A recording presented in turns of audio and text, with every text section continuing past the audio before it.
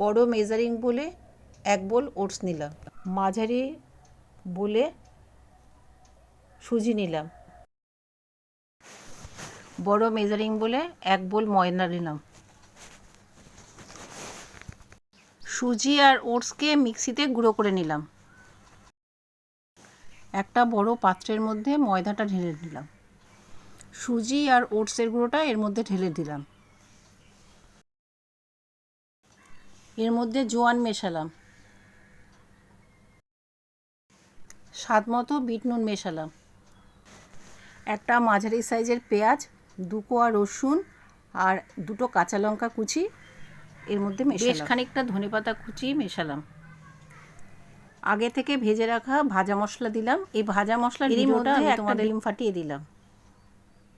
এবার মিশ্রণটাকে খুব ভালোভাবে মেশাবো। সমস্ত রকম মিশ্রণ যা যা মিশিয়েছি এর মধ্যে এগুলো সবগুলো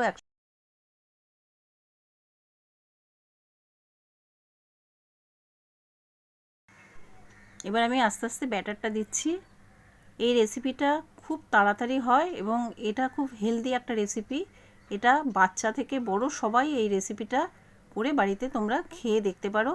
আশা করি ভালো লাগবে। এইভাবে এবার আমি একটা প্লেটের মধ্যে সস দিয়ে পরিবেশন করি।